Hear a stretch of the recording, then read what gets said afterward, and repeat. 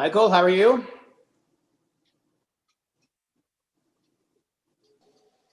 Very good, Councillor McCann. How are you? I'm sorry to hear that you're not going to see me zinging by your house on a daily basis today for some reason.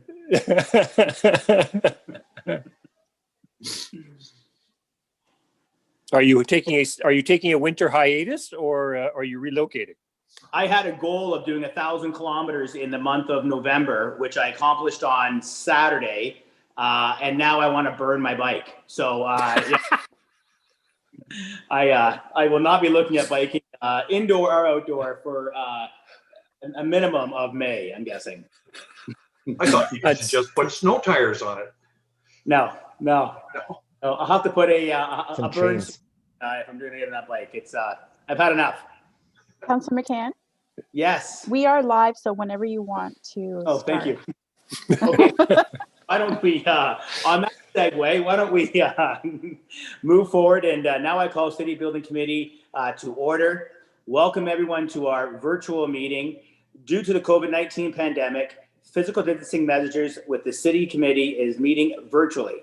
Meeting of the committee, executive management and city clerks are participating via video conference, and the senior leadership team are not visible but are available to answer questions related to an item on this agenda. So let's start with the open delegation. We have one open delegation this evening by Robert Cook. We have Robert Cook online. Yes, we do. Yes, we do. Okay. He is representing on behalf of the Ontario Waste Management Association, who are speaking to support a resolution from the City of St. Catharines dated October 5th, 2020, concerning the Provincial of Ontario Bill 197, COVID-19 Economic Recovery Act 2020. I will now call upon Robert Cook to provide his open delegation. Please note, Robert, that in accordance with the city procedural bylaw, you will have a maximum of 5 minutes to provide your commentary. Thank you, Chair McCann. Councillors and committee members, it's a pleasure to appear before you this evening. Thank you for providing me the opportunity to provide a delegation. I will be as brief as I can. I understand I have a 5-minute limit, and I will certainly try to honor and respect that. My name is Rob Cook. I should mention that I am an unusual person because I'm Barrie born and raised and retired. So I spent my whole life in the beautiful city of Barrie. I am here tonight representing the Ontario Waste Management Association. I am semi-retired, but I did serve for the past 20 years as the CEO of the association.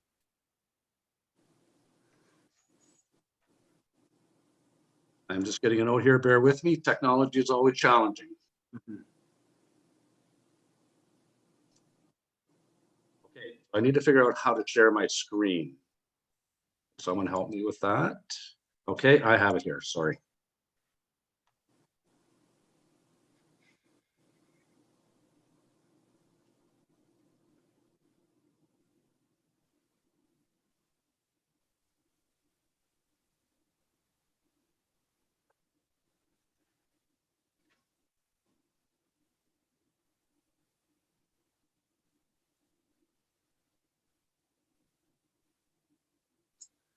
So thank you for bearing with me. So a little bit of background, who is OWMA? So the Ontario Waste Management Association is a nonprofit organization representing stakeholders in Ontario's waste management sector. It's a unique organization in that it has private sector members, companies, as well as municipalities. So there's about 64 private companies, 65 municipalities. The City of Barrie is a member of OWMA, and the interaction with the organization is at the staff level. Hey, Rob, do you mind if I interrupt you for a second? Sure. Are we at your municipal council delegation PowerPoint? Or is your PowerPoint actually live? Are you seeing your PowerPoint right now? Yes. Can you? Yeah, we can't see your PowerPoint, so I'm not sure if you want to make, is Ryan available, Wendy? No, but if he just wants to minimize this screen, he probably has, his PowerPoint will probably show up. He just has, this is probably blocking his screen. Okay. Robert, does that make sense? Yeah. Or I can put it on if you like. Sure. Can you do that?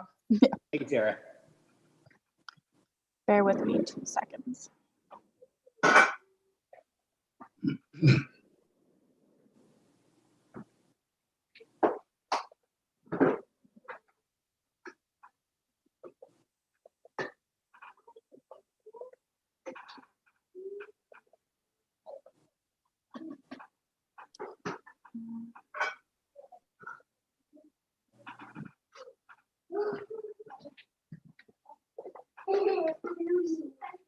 Sorry, bear with me.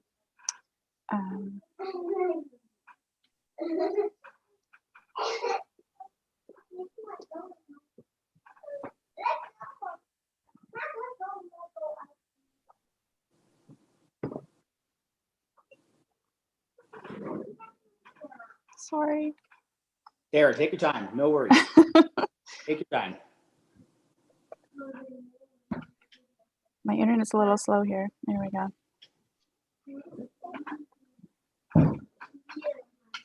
And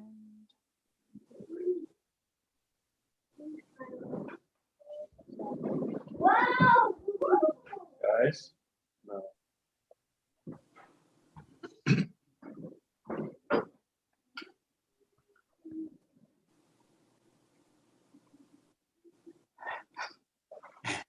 there we go. Mr. Cook, you want to start from the start again? Yeah, that's, you know what, yeah, Whatever you want to do, but 5 minutes starts now, okay? okay, perfect. So I don't seem to be able to move the slide. Tara, can you do that? The Yep, next one? you just tell me when. Okay, so now would be great.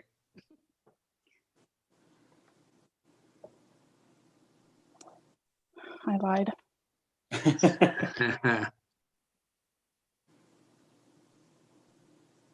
Okay, perfect. Well, that was a little background of the association. The reason why we're here with the delegation tonight is to encourage or hopefully get support from the city of Barrie through this committee to council to endorse a resolution from the city of St. Catharines regarding Bill 197. And hopefully to make available any experience or knowledge we have and answer any questions you may have about the city of St. Catharines delegation and the issue at hand. So I would like to give you a little bit of background about Bill 197. Bill 197 is the COVID-19 Economic Recovery Act 2020. It was passed in July of 2020 and it deals with COVID-19 issues, but obscured is a schedule in the act that makes significant changes to the Environmental Assessment Act. And those changes impact municipalities broadly across Ontario. It's not uncommon, it's like an omnibus bill that you are likely familiar with. A number of issues can end up in a piece of legislation. That's what happened with Bill 197. Next, please, Tara. So there's a couple of issues around Bill 197. St. Catharines has obviously taken the lead in passing a resolution regarding this bill. We have had this issue at Simcoe County Council that's passed last week. They've passed a motion in support, as have a number of other municipalities. What this really entails is the Environmental Assessment Act changes that deals primarily right now with landfill development, but it undermines municipal autonomy. And it establishes a new principle that municipalities can veto a development outside their municipal boundary in an adjacent municipality. Bill 197 empowers multiple municipalities to veto the development of a landfill within a 3.5 kilometer zone inside the boundary of an adjacent municipality, even if the host municipality supports the development. And clearly, I think the view from the association and from its municipal and private members is that this veto empowerment to adjacent municipalities is essentially over. Next, Tara, please. Well, the consequences, I think, are kind of obvious. There's potential for real and substantial consequences. It's the thin edge of the wedge because it is a change in principle. So it's landfill development today, but if the principle remains unchallenged, what could be next? We've already heard from the province that people are asking about other types of waste management infrastructure, organics processing and composting, agricultural developments, transit, wastewater, et cetera. So it's a fundamental change. And the overreach does, in the view of many, compromise the autonomy and the authority of elected officials to make decisions in the best interests of their communities and their taxpayers. And I think down the road, people envision potential political entanglements between local municipal neighbors under these types of provisions. So Bill 197 does contain a supportable change around landfills that's worth noting. Next one, please, Tara. In the current sort of environmental assessment approach to landfills, the province makes the final decision on whether a permit is issued, although local municipalities are involved in that process. Bill 197 now establishes that the province cannot issue a positive development decision regarding a landfill without the approval support of the host municipality.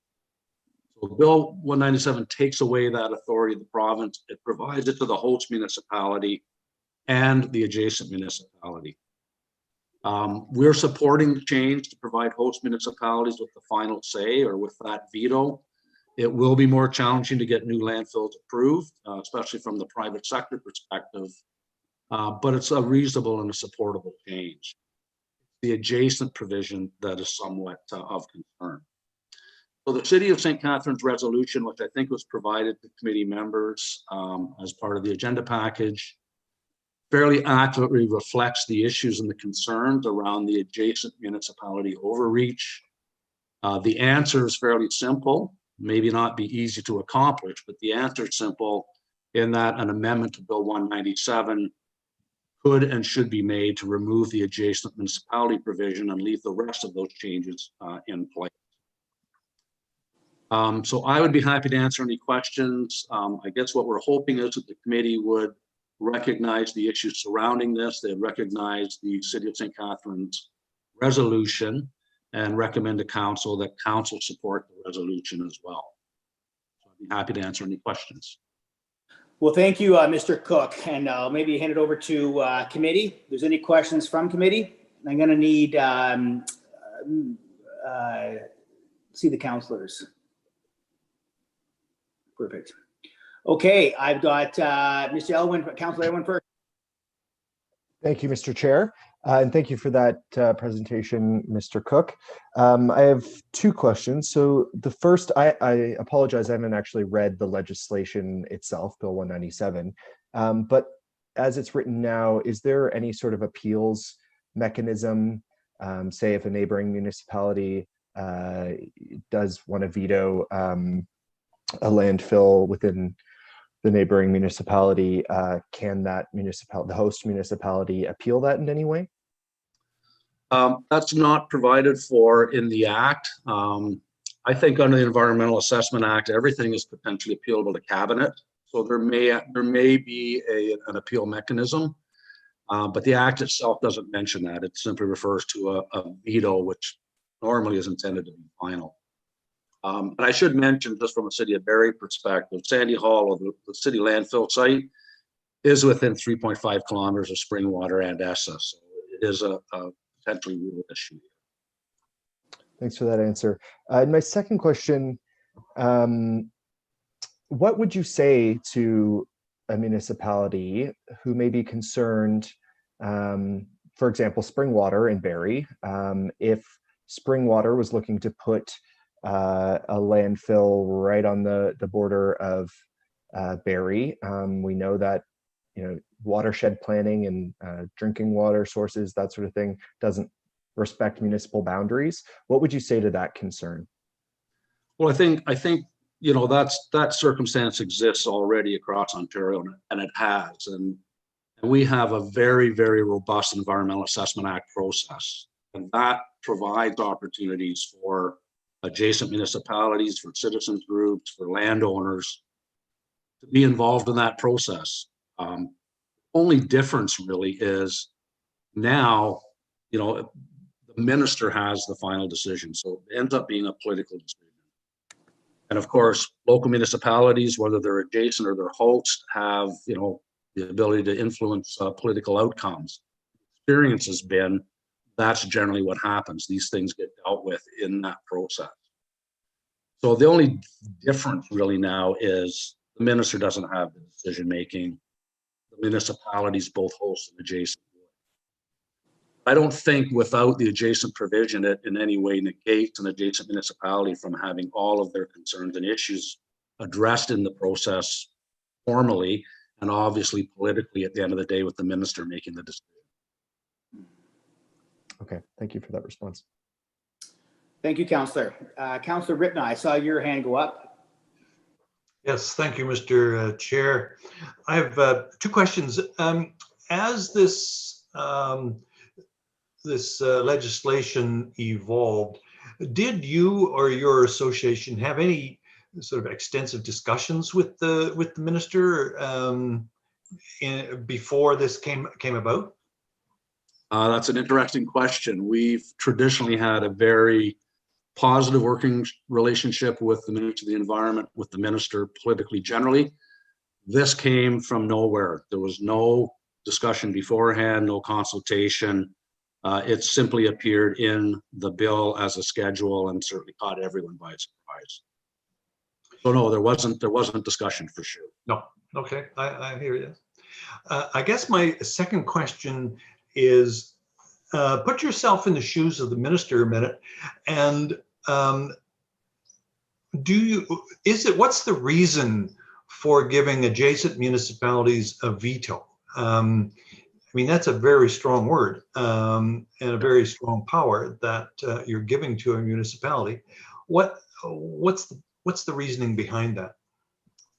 I could give you my insight. Probably the minister needs to tell you why that happened, but I think this issue evolved from a specific issue in southwestern Ontario. There's a landfill application in a small township just outside of Woodstock. The host municipality, Zora Township, is supporting the landfill application, but the town of Ingersoll happens to be 3.5 kilometers away from that site. It's Ernie Hardeman's riding, longtime conservative member and a cabinet minister. And I think the politics of that specific situation found its way into broad provincial legislation. Minister may have a different approach on that, Minister Urick, but I think that's likely the reality of why we see it the way it is right now. Okay, thanks. That's helpful. Thank you, councillors. We have got two other members of council here, Councillor Robert Thompson and Ward. Do either one of you have any questions or comments? I'll take that as a no. So therefore, I'm guessing that Mr. Cook, you'd like to see this. Sorry, Mike, Councillor McCann, Chair McCann, I do have a comment. Sorry, I'm just trying my new computer for the first time tonight, and it's taking me a while to figure out where all the buttons are on here. So sorry about that. No problem. Go for it. I do have a question, and I haven't looked at the legislation either. Because in Simcoe County is responsible for landfills. Would their approval also be necessary, or would it just be the local townships? Do you know? That's a great question as well. It's not clear to us how upper tier and lower tier mix into this. So the example would be if the city of Barrie wanted to expand their landfill and they were caught in this provision, would they have to potentially deal with Springwater, ESSA, and Simcoe County? It is not clear exactly what the layering of municipalities would be within the provisions of the Act. Simcoe is concerned about it for a variety of reasons, and they supported the resolution, I think, as much to try and eliminate lower tier difficulties and problems in siting landfills at the county level within the local municipalities. Okay, and just one other question is, I'd be curious if staff wanted to comment with their opinion if this is going to cause a problem, either right now or in a memo to council. Andrea Miller, would you like to comment on that?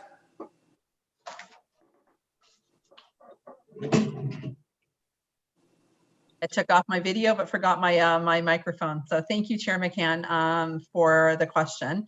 Our manager of business performance and environmental sustainability, Sandra Benet, is on the line, and Sandra has prepared a couple of comments that she can provide to the committee if you are interested, or we can simply provide a memo follow-up, whatever your preference is.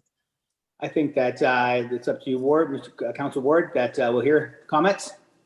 Sure. Yeah. Mrs. Burnett?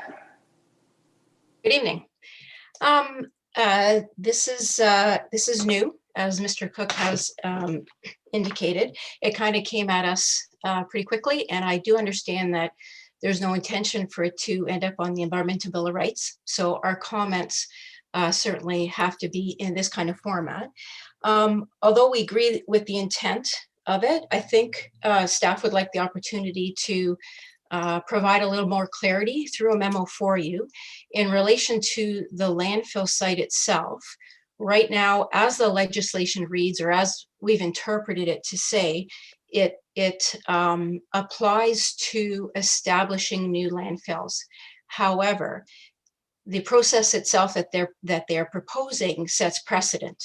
So it could be, we could get to a point where, should our decision for future waste management options be to expand the current landfill, we could see ourselves in a position where we would require approval by Springwater. Again, it's based on the interpretation, and there's the clarity of that established versus new projects is not yet there. However, we'd like to provide more clarity through memo format if that works for the committee. Well, I appreciate that, Mrs. Burnett. Is there a member of committee that would like to refer this to staff for more investigation? Council Kungle? Yes, I would like to do that. Okay. Wendy, give me a little technical background here. How do we do this? Councillor McCann, we can Councillor Kungle can put a motion on the floor to refer this back to staff to prepare a memo back to City Building Committee. Okay. Council Kungle, do you wish to do that? Yes, thank you, Chair McCann. And within that context, I had a follow-up question for perhaps Ms. Cook around, thank you, around receiving more information through a memo, but also noting that Mr. Cook is here this evening asking about whether or not we would endorse this. I guess I'll ask the question about, is there any timeframes or sensitivities? And Mr. Cook, my assumption is this legislation had passed royal assent in July, as you referenced. And so I'm not seeing any type of negative effect if we take some time to bring this back for staff impact and information to then make an informed recommendation to perhaps general committee and or council about whether or not we'd formally endorse this. Is that correct, Mr. Cook? Yes, the bill is in place. This is part of an effort to build support to ask the government to amend it. So from that perspective, it is open from a time perspective, yes. Great. And then follow up, if I may, Chair McCann?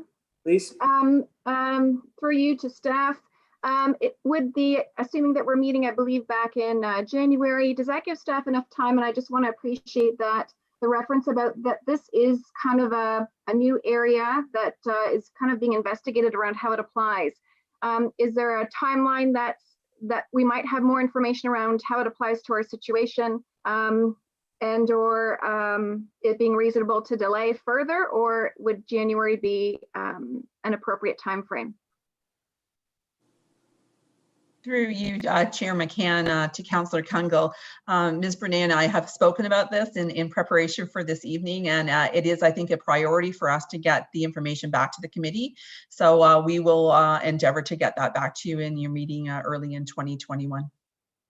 Great. So then I'm happy to frame the motion, Councillor McCann, Chair McCann. Go for it, please. Okay. Staff bring back a memo to City Building at a future meeting in 2021. I'll leave it that open-ended in case there's any logistics, but the motion just being ideally to bring that back in early 2021 to Capitol Building, City Building for discussion.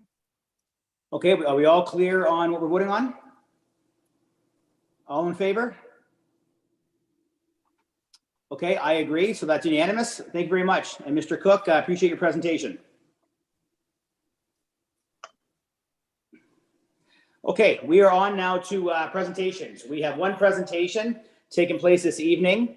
The presentation is being presented by Brent Gradix, Transportation Planning Lead, Development Service Department, concerning assessing development-related transportation impacts. I will now call upon Brent Gratix, which I'm sure I butchered his last name, but if you can correct me, would be great, to provide this presentation. Thank you, Mr. Chairman and members of committee. Both front and back, but that's okay. I get that quite a bit. It's Brett Gratrix, and I'm the yeah, no worries. Brent and I, Mr. Forth, get that a lot, so no issues. I'm just going to bear with me as I load this up. Hopefully it will work. So, let's see the magic here.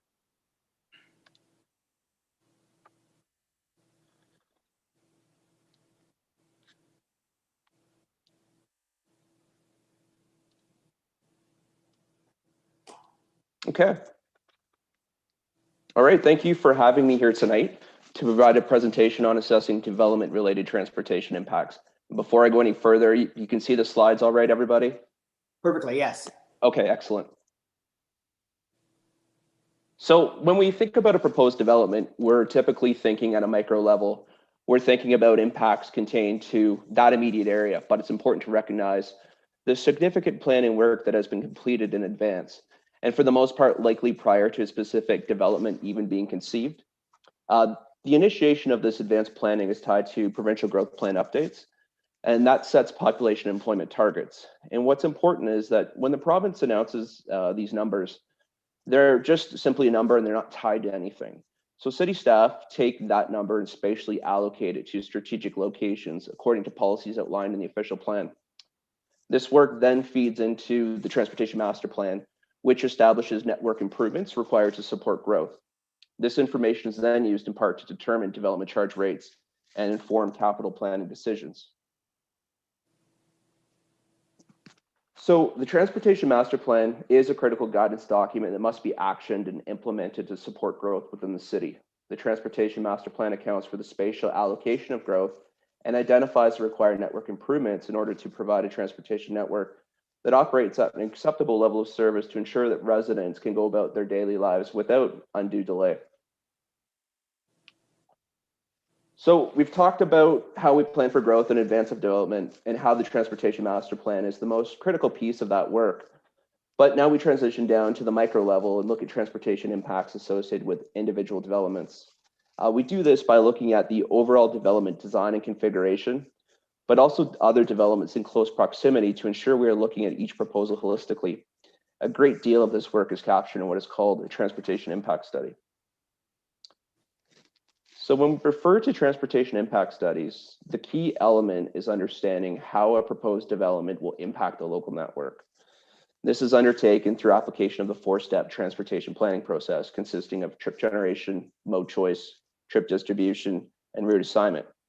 This industry standard process allows the practitioner to understand the volume of trips that will be generated and how those trips will move to and from the proposed development. A common question we get revolves around trip generation and how trip volumes are estimated and how the practitioner comes up with those numbers.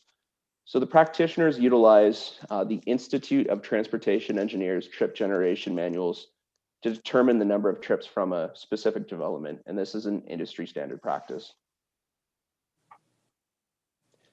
So once the practitioner understands how the site will impact the local network, a capacity analysis is undertaken to ensure there's adequate performance. The assessment is generally focused on the intersections, as they are the governing factor in the transportation network as opposed to the roads themselves. The practitioner will assess the section based on level of service, volume to capacity ratio, and queuing lengths. So the level of service and the volume to capacity ratio focus on delay and capacity. Queuing is an assessment of required storage lengths for turning lanes, as well as excessive queuing that may block access to specific lanes of traffic. For our discussions this evening, the most relatable metric is delay. This is the time you would spend sitting at an intersection waiting for the green light to go. So the city targets overall intersection performance during the peak hour up to level of service D, which translates into a 35 to 55 second delay. And in instances where we see additional delay, it may be acceptable in the short term if there's a planned capital improvement or if the development commits to constructing intersection improvements. So a common question would be, why not target a higher level of service? We target a D, why not an A or a B? So the rationale is that it right sizes the intersection, and it's a balance of competing demands. If we move to a higher level of service, this would result in a very wide intersection with the associated high capital and operating costs. And more importantly, it would decrease road safety for our most vulnerable road users, the pedestrians and cyclists. So the practitioner then provides a review of proposed access locations as part of the overall development proposal to ensure compliance with technical guidelines and standards. So this is an area where we may see a divergence in what is proposed as part of a development and what is considered as acceptable by staff. And this directly relates to the responsibilities associated with being the road authority and a different position on risk avoidance. So in general, site access, they seem innocuous, and this is relatively true on local roads, such as a driveway for a home on a local street.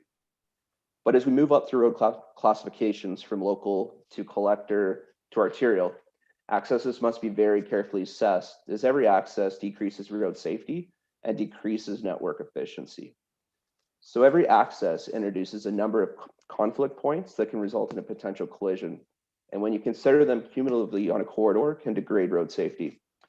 That's why you see access restrictions, also referred to as access management, ranging to no access for roads at the highest classification levels, such as a 400 series highway, to restrictions on our major arterials, and to very little to no restrictions on locals. So in practice, this means that we must be very cautious when introducing new accesses, most specifically on our arterial road network. Accesses must be located far enough from intersections, they must be spaced sufficiently from one another, and must be aligned properly to provide adequate perception and stopping reaction times. So again, it's important to note that the purpose and objective of this careful scrutiny is to ensure the safety of the city's road network and ensure it operates as efficiently as possible. And with good news, we're seeing practitioners aligned to reflect our objectives to maintain and improve road safety. So one of the final areas that is examined as part of the transportation impact study is active transportation, parking, and transit. The practitioner references the city's transportation master plan and city standards to determine what elements are required to be incorporated into their development. So we're expecting that development fully consider all modes of transportation in proportion to the magnitude of the proposal. For example, for large multi-residential buildings, we're expecting secure cycling storage. And for large employers, we would expect secure cycling storage, plus end-to-trip facilities such as a change room and shower. We also look at where it's appropriate to couple corridor improvements with the development, and also look at how we can better serve a development with transit. So these measures in general are part of a broader effort referred to as transportation demand management, or TDM. So TDM is an effort to better support other modes of transportation to encourage less motor vehicle trips. These efforts are generally shared between the municipality, building management, and employer. So one of the few bright spots that has occurred as a result of the COVID pandemic is that it's forced employers at a macro level to rethink traditional 9-to-5 in-person work arrangements at an unprecedented scale. In many circumstances, this forced action has proved the viability of remote work, and at minimum, I would expect to see employers embrace a much more flexible approach between in-office and remote work arrangements moving forward. So parking is also a part of TDM, and where parking reductions are being proposed and supported by staff, we expect a much more firm TDM plan to support residents transitioning to a less car-dependent lifestyle and support employees who are now commuting by transit, walking or cycling. So I've covered off kind of the main elements of a traffic transportation impact study. So I just wanted to just run through a brief example of the typical figures you would see with one of these documents. So this is an excerpt from a traffic brief, which is really a simplistic transportation impact study for a small development. This was prepared for 481 Yonge Street. And just what we see in the top left is just an example of a figure illustrating the existing network, and in the top center, a figure illustrating existing traffic volumes, and in the top right, a figure illustrating the site-generated traffic volumes. The tables on the bottom of the page just note the trip generation rates for the AM and PM peaks, both inbound and outbound, and the table on the right is the trip distribution summary. So in summary, I've talked about how planning from a transportation perspective happens far in advance of a development application being received. I've talked about the importance of the Transportation Master Plan and how that document lays out the infrastructure improvements required to support growth. I've talked about transportation impact studies. We touched on key considerations such as trip generation, level of service, site accesses, and active transportation. Finally, we just looked at some typical figures you might find in a transportation impact study. So going forward, there are key strategic actions that transportation planning is undertaking and continually advocating for, including strong support of intensification in the urban growth center and along intensification corridors. So this is really an important element to create that critical mass to support a broad range of local shops and services to truly create that compact and walkable community that we talk about so often. And from my perspective, this is the single most effective measure we can do as a city to advance our active transportation mode share. We need to ensure that growth pays for growth and that true infrastructure costs are captured in the city's development charge rates. Advocating for increased investment in capital transportation projects, as well as recognizing a need to increase investment in asset management to better maintain the condition of our existing roads, as well as ensuring we are keeping pace with operational funding needs as our network grows. And also advocating for expanding our active transportation infrastructure so we can both extend the residual capacity in our existing road network, but also provide residents with more equitable transportation options that are better for both the environment and their health. And then finally, embracing best practices to support all modes of transportation, from transportation demand management policies, as mentioned, that support active transportation, to access management policies to ensure our road network operates safely and efficiently. So this does conclude my presentation, Mr. Chairman. I would like to open the floor up to any questions yourself or members of the committee would have. And thank you very much. Well, thank you very much. You know, Brett versus Brent, I apologize for the mix up, but I will tell you. No worries. It's two similar styles of presenting, and quite frankly, two great. And I really appreciate your style in presenting. It's clean, crisp, educational, and I actually learned quite a bit through your presentation. So I do appreciate your style. Thank you for that. You're welcome. Thank you very much. Okay, well, I'll open up to the rest of the committee if they have any questions or comments. I'll start with Councillor Rittma first. Okay. Thank you, and thanks, Brett, for a great presentation. It was very interesting. One of the things that I think we struggle with is what the parking standard ought to be. It used to be 1.5 cars per, in high rise, 1.5 cars per unit, and then down to 1.2, and sometimes it's down to 1, and sometimes it's even less than 1. And what we're finding, I do a fair bit of work in Mississauga, and what we're finding in Mississauga is that in some apartment buildings, especially, there are more people living per unit than there used to be for economic reasons, and that brings with it more cars per unit as well. So, in one hand, we have sort of a downward trend in terms of the number of cars per unit, and in the other way, we have an upward trend. Any thoughts on that? Because I think that as councillors, we struggle with that. Yeah, that's absolutely a challenge for sure. And you can see the evolution over time of the rates from 1.5, as you said, down to lower rates. And it's also coupled with kind of a conscious decision to also bring that down a little bit through TDM measures as well. Yeah, so it is an ongoing challenge, and I think as part of the OP update, and once we get into the zoning bylaw update, there'll be an opportunity to review the parking standards. But I think going forward, as we look at our modal objectives from the Transportation Master Plan, we need to head in that other direction. And really, it's these areas that's really going to be key to support that shift. So just really embracing other modes of transportation other than the personal vehicle. And I just touched on a few of the TDM measures we talked about, but in instances where a developer might come in with a reasonable reduction in parking or a reasonable proposed rate, we're starting to look at more advanced measures such as extended duration transit passes and some more socialization with folks to get them used to using transit and other modes. So as we grow as a city and our resources grow within our branch, we'd like to do more of that type of work, as well as outreach and more online presence as well to help folks transition. So it's definitely a work in progress, but I think we'll get there. Councillor, any other questions? No, thanks. That was great. No, I think that's a great question because you talk to some developers and they believe the trend's going down. This is the first I've heard it going up. Is the trend going up, you feeling in Barrie, where you're having more people per unit and more cars per unit? No, I think what I'm seeing now is just the trend is going in the right direction. We're not seeing that just yet, just anecdotally. I don't have any kind of data to support that, but we do monitor that and we do watch to see if there are spillover effects. I know it is a constant challenge during development review too, to make sure we strike that right balance. Thanks, Ben. Appreciate that. Now I have Council Allen and Congo. I think I'll switch it up and do Congo first. Thank you. Through you, Chair McCann, to Mr. Greatrix.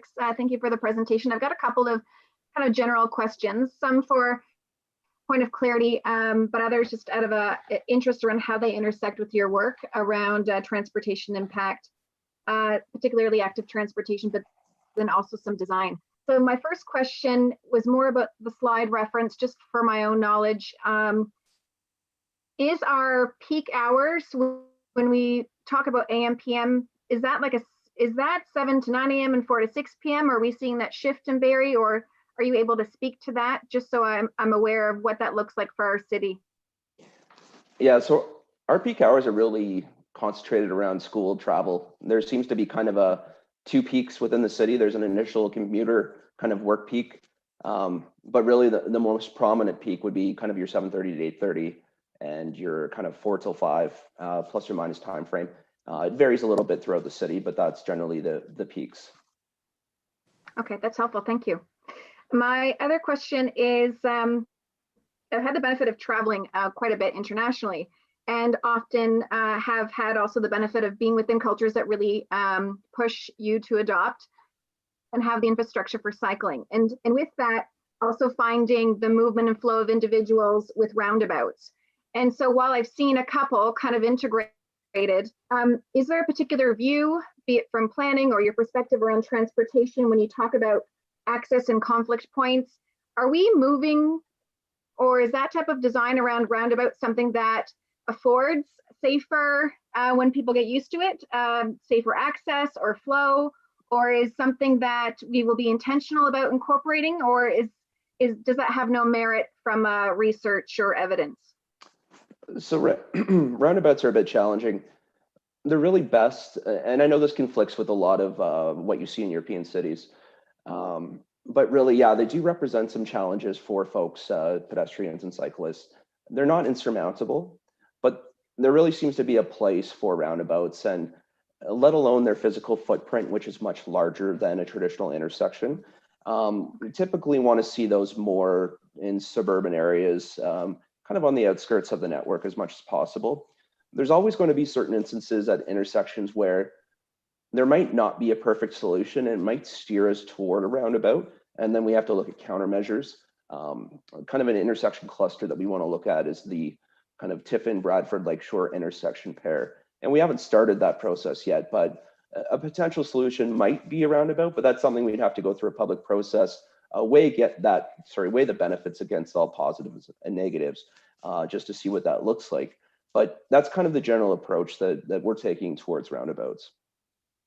And, Okay, and if you look that's to helpful. municipalities like Waterloo, you really see them kind of the outskirts of their network, more the regional roads. So Yes, even towards, I think, Wasaga Beach, as an example, we hit a series of those, and they're nice. Yeah, pivot points. And then my final question is, I think more about active transportation. And so I believe last night in the circulation list, or in a report from staff, I think talked about quoting our ability in the last year to really, I think, make progress around bike lanes. And we've established, I think, 12 more kilometers of bike lanes. And within the draft OP, when we talk about connected communities and networks, is there something we can expect or should appreciate more when we talk a bit about the work and planning around transportation studies, but also will we see that as we're looking at promoting greater density on some of those intensification corridors that you spoke about, and where we're likely going to see more traffic studies, will we see the design options coming back, or an impact around infrastructure to, one, expand for flow, but also maybe incorporate design options like road diets that inherently build in the bike lanes. So I was wondering a bit about, as growth happens in those areas of priority, I mean, should we also be watching for a different design within the current infrastructure? Grix? A few questions there, and help me if I miss anything. Sorry about that. So in general, our transportation master plan is very comprehensive. I think with only one exception at one location, every arterial and collector road is identified for active transportation infrastructure. What's key is to understand kind of the magnitude of investments that is required to support that implementation. And I don't think we're really quite there yet for a number of reasons. One reason is just keeping pace with growth, but just the sheer cost of doing some of these improvements.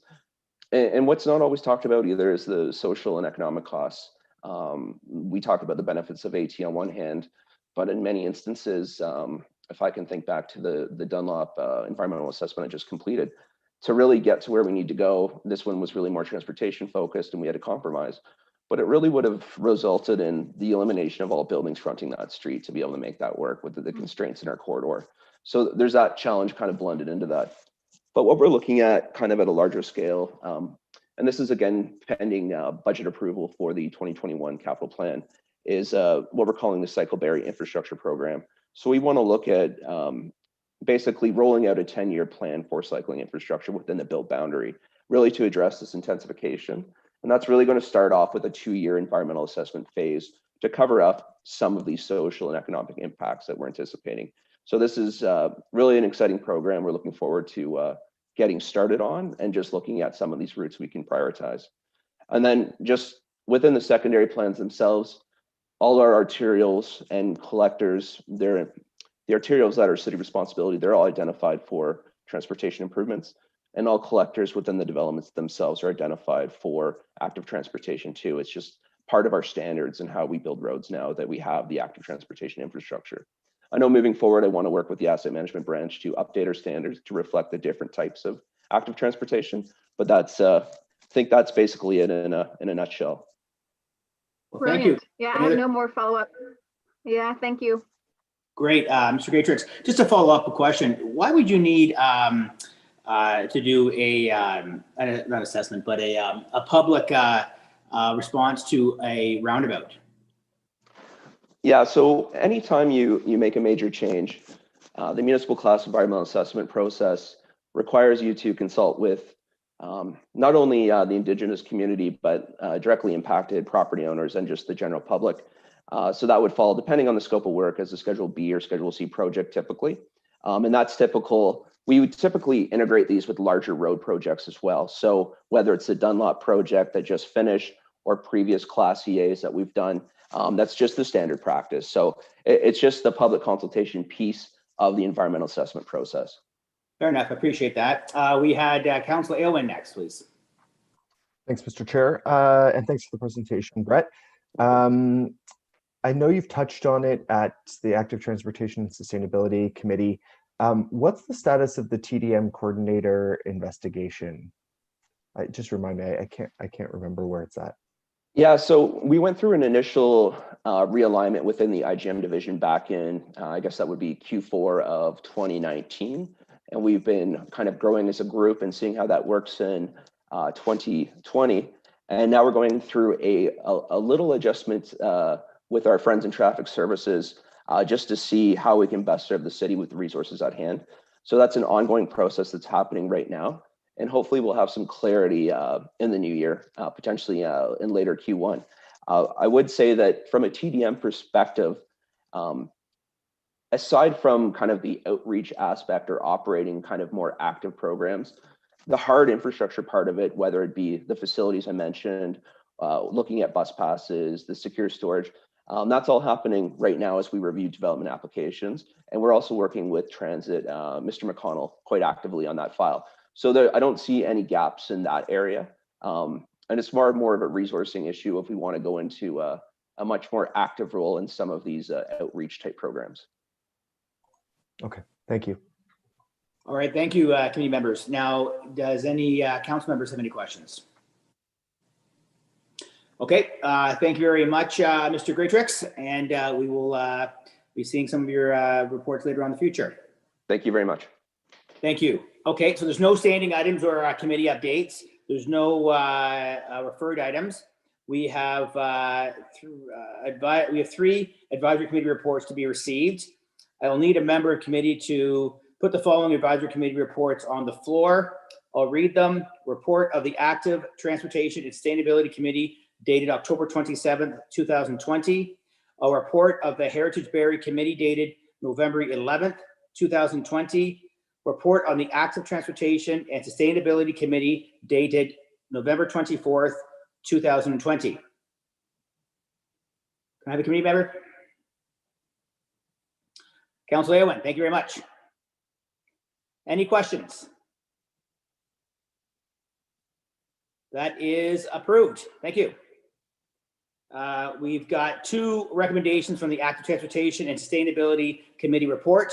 The first recommendation is from the Active Transportation and Sustainability Committee report dated October 27th, 2020. Pedestrian and cyclist safety renewed at the intersection of Tiffin Street and Lakeshore Drive. May I have a member of committee place the motions on the floor? Councilor Aylwin, thank you very much. Are there any questions? All in favor? Unanimous, thank you. The second recommendation is from the Active Transportation and Sustainability Report dated November 24th, 2020, an implementation of the Climate Change Adaptation Strategy Action, item 6.7, the Urban Forest. Can I have Councilor Aylwin put this on the floor? Perfect. Any questions? All in favor? Passes unanimously. Reports to committee. There is one memorandum listed under reports to committee. 6.1, the memorandum is from Michael Brown, Infrastructure Program Engineer, dated December 1st, 2020, regarding the Jean Street and Tyndale Road follow-up inspection.